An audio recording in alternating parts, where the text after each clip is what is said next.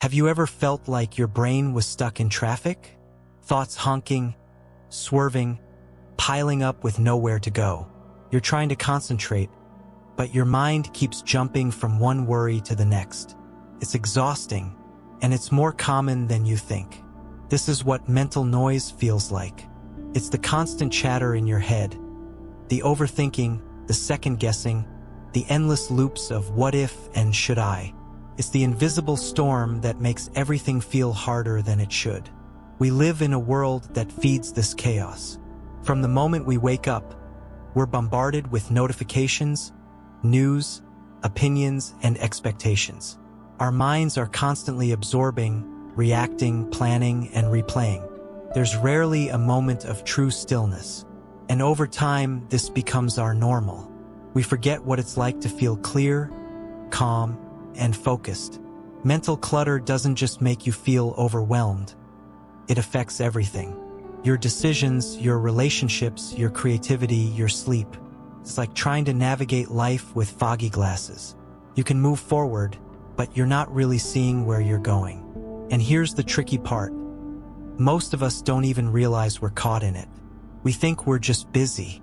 We think we're being responsible by thinking everything through. But there's a difference between thoughtful reflection and mental overdrive. One helps you grow. The other keeps you stuck. So how do you know if you're stuck in mental chaos? You might feel anxious even when nothing's wrong. You might struggle to make decisions because every option feels risky. You might procrastinate not because you're lazy, but because your mind is too tangled to take the first step. Or maybe you just feel disconnected from your goals, your passions, even yourself. This isn't a character flaw. It's not a lack of discipline. It's a symptom of a noisy mind. And the good news is, it can be quieted. But first, we need to understand what's fueling the noise. Sometimes it's external. Too many responsibilities. Too much information. Too many people telling you what you should want, how you should live, what success looks like. Other times, it's internal. Old fears. Unprocessed emotions. Beliefs you picked up years ago that no longer serve you. And often, it's both.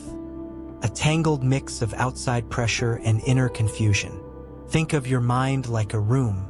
Over time, it fills up with stuff, some useful, some not. If you never clean it out, it becomes cluttered. You can't find what you need. You trip over things. You feel frustrated.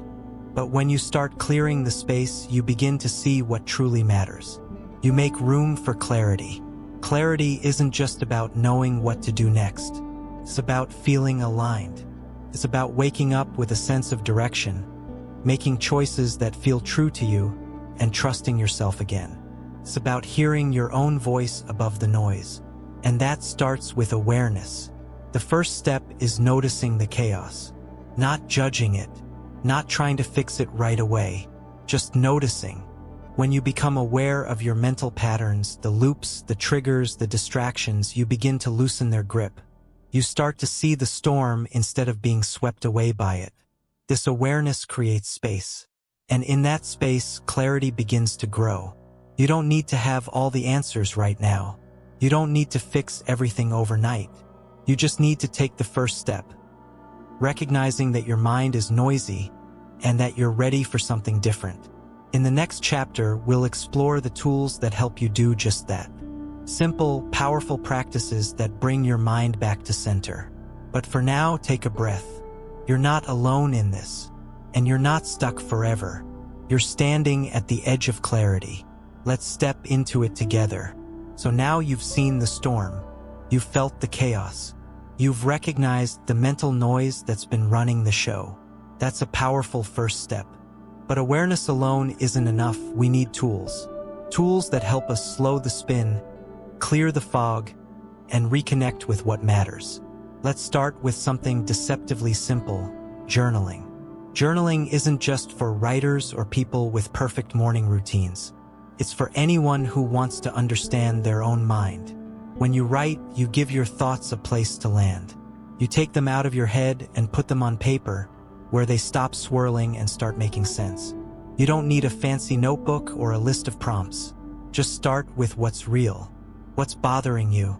What are you afraid of? What do you want but haven't said out loud? Let it spill. No filter. No judgment. The goal isn't to write something beautiful. It's to write something honest. Some days you'll uncover patterns you didn't know were there. Other days you'll just feel lighter. Either way, journaling helps you untangle the mess. It's like cleaning out that mental room we talked about, one drawer at a time. Next, let's talk about mindfulness. Mindfulness is the art of being here. Not in the past. Not in the future. Just here. Sounds simple, but in a world full of distractions, it's revolutionary. When you practice mindfulness, you train your brain to pause, to observe, to breathe. You start noticing your thoughts instead of being swept away by them. You realize that not every thought deserves your attention. Not every worry needs solving. Some things just need space. You can practice mindfulness anywhere. While walking, while eating, while washing dishes. It's not about doing something new. It's about doing what you already do with more awareness. Try this. Next time you're drinking your morning coffee, don't scroll. Just sit. Feel the warmth. Taste the flavor. Listen to your breath. That's mindfulness. And then there's meditation. If journaling is about expression, and mindfulness is about observation, meditation is about stillness. It's the practice of sitting with yourself, no distractions, no agenda, and letting your mind settle. At first, it might feel uncomfortable. Your thoughts will race. Your body might fidget. That's okay. Meditation isn't about stopping your thoughts.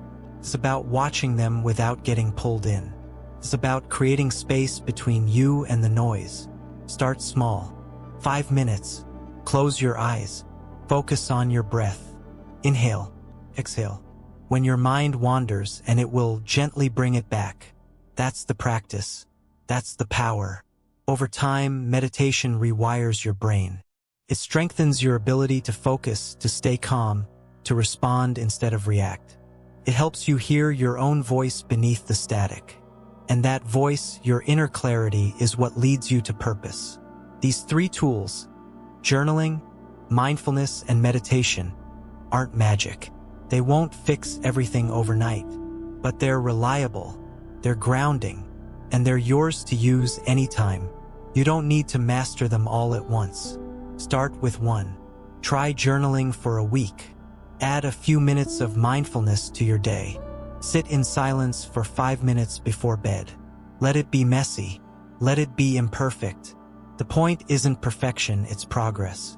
As you practice, you'll start to notice something. The noise gets quieter. The fog begins to lift. You feel more present, more aware, more connected. And in that space, something beautiful happens. You begin to hear what you truly want. Not what the world expects. Not what fear demands. What you want. That's the doorway to purpose. And in the next chapter, we'll walk through it together. You've slowed the storm. You've started journaling, practicing mindfulness, maybe even sitting in quiet meditation. And something's shifted. The noise isn't gone, but it's quieter.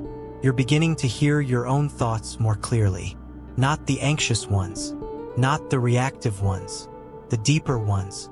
The ones that whisper instead of shout. This is where clarity begins to bloom. And with it comes a question that's both exciting and terrifying. What do I truly want? Not what you've been told to want. Not what looks good on paper. Not what keeps everyone else happy. What you want, deep down. The kind of want that feels like truth. It's easy to ignore this question. It's easier to stay busy, to keep chasing goals that don't quite fit, to follow paths that feel safe but hollow. But once you've tasted clarity, you can't unsee it. You start craving alignment, that feeling of living in sync with who you really are. So how do you get there? Start by listening. Go back to your journal. Look at what's been coming up. What themes keep repeating? What desires feel alive, even if they scare you? What moments bring you peace, joy, energy? These are clues. They're breadcrumbs leading you toward purpose. Purpose isn't always a grand mission. It's not always a career or a calling. Sometimes it's a way of being, a way of showing up, a way of choosing what matters. Your purpose might be to create, to heal, to lead, to nurture, to explore. It might shift over time. That's okay. What matters is that it feels true right now. Once you've glimpsed it, write it down. Not a perfect statement, just a rough sketch. Something like, I want to help others feel seen. Or, I want to build things that make people's lives better. Or, I want to live with more freedom and creativity. Let it be simple. Let it be yours. Now comes the part most people skip: translating insight into action. Clarity without movement becomes frustration. You know what you want, but you're not doing anything about it. That gap creates tension. So close it, gently, one step at a time. Ask yourself, what's one small action I can take this week that aligns with my purpose? If your purpose is to create, maybe you spend 30 minutes painting or writing. If it's to nurture, maybe you call someone who needs support. If it's to explore, maybe you try something new, a class, a hike, a book outside your usual interests. These actions don't need to be big. They just need to be intentional. They're signals to yourself. I'm listening. I'm showing up. I'm choosing alignment. And here's the magic: the more you act in alignment, the more clarity you gain. It's a loop. Insight leads to action. Action deepens insight. You start trusting yourself more. You start feeling less scattered. You begin to move with purpose instead of pressure. But don't expect perfection. You'll still have noisy days. You'll still question yourself. That's part of the process. The goal isn't to eliminate doubt. It's to keep moving through it. To keep choosing what feels true, even when it's hard. One powerful way to stay aligned is to create a simple ritual. Maybe it's a weekly check-in with yourself. Maybe it's rewriting your purpose statement every month. Maybe it's a vision board, a playlist, a mantra. Something that reminds you of who you are and what you're here for. And if you ever feel lost again, because you will, go back to the tools. Journal, meditate, be mindful. These aren't just practices. They're lifelines. They bring you back to center. They help you hear your own voice again. You've come a long way, from chaos to clarity, from noise to purpose. And this is just the beginning. Because once you align with your purpose, everything changes. Your choices become clearer. Your energy becomes focused. Your life begins to feel like it's yours again. So keep listening. Keep showing up. Keep choosing what's true.